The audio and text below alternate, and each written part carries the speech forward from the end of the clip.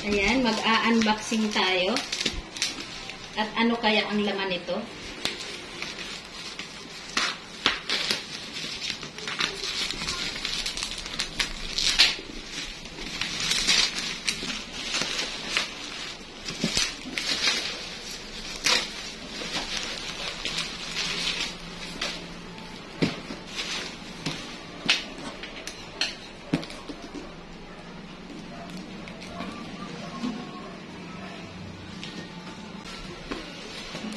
Ayan. Yes! What is this? Pinadala ng aking anakis na babae.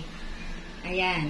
Binili ng anak kong babae para ang kanyang ina ay maging slim. Ayan. Para daw pumayat ang nanay niya, paiinumin niya ng kape na slimming K.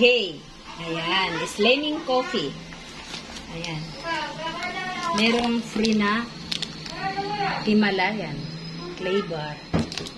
Ayan. Ang dami nito. Oo, ayan, ang dami. No? Mga ilang buwan ko kaya ito na kape. Yun, para daw ako pumayat.